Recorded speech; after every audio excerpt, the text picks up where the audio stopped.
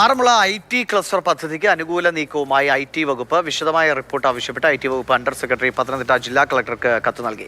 ആകെ ഭൂമി, കരഭൂമി, തണ്ണീർത്തടം, 2008 മുൻപ് നികത്തപ്പെട്ട ഭൂമി എന്നിവയുടെ വിവരങ്ങളടക്കം വിശദ റിപ്പോർട്ടാണ് ആവശ്യപ്പെട്ടിരിക്കുന്നത്. പ്രശാന്ത് കൃഷ്ണ വിവരങ്ങളുമായിട്ട്. പ്രശാന്ത്, IT വകുപ്പ് വളരെ സജീവമായി കാണുകയാണോ ഇത്?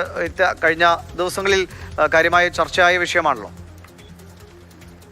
ഈ വിമാനത്താവള പദ്ധതി ഉപേക്ഷിച്ചത് തന്നെ ശക്തമായ എതിർപ്പിനെ തുടർന്നാണ്. അതിനുശേഷം ആ ഭൂമിയിൽ ഇലക്ട്രോണിക് മാനുഫാക്ചറിംഗ് ക്ലസ്റ്റർ നടപ്പാക്കാം എന്നൊരു പ്രപ്പോസലാണ്, അല്ലെങ്കിൽ അങ്ങനെ ഒരു പദ്ധതിയുമായ ഒരു നീക്കമാണ് വന്നത്. അതിന് പക്ഷേ ധനവകുപ്പ് ആദ്യം വലിയ തോതിലുള്ള എതിർപ്പ് റവന്യൂ കൃഷി വകുപ്പുകളുടെ ഭാഗത്തു നിന്നുള്ള എതിർപ്പുണ്ടായി. ഇങ്ങനെ എതിർപ്പുകൾ പിന്നെ ധനവകുപ്പിന്റെയും നിയമവകുപ്പിന്റെയും ഭാഗത്തു നിന്നെല്ലാം എതിർപ്പുണ്ടായി. ഈ ഘട്ടത്തിലും പുതിയ നീക്കമാണ് സർക്കാർ നടത്തുന്നത്.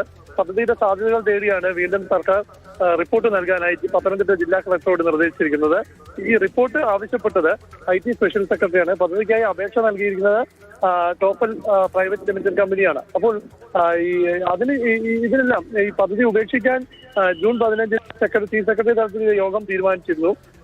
അതിന് കാരണമായിരുന്നത് ഈ പറഞ്ഞ വകുപ്പുകളുടെ എതിർപ്പെല്ലാമാണ്. ഏതായാലും IT വകുപ്പ് ഈ ആറന്മുള വിമാനത്താവളം പദ്ധതി നടപ്പാക്കാൻ തീരുമാനിച്ചിരുന്ന, അല്ലെങ്കിൽ അതിനുമായി മുന്നോട്ട് പോയിരുന്ന ആ ഭൂമിയിൽ തന്നെ ഈ ഇലക്ട്രോണിക് ക്ലസ്റ്റർ പദ്ധതി നടപ്പാക്കാനുള്ള നീക്കങ്ങൾ സജീവമാക്കിയിരിക്കുകയാണ്.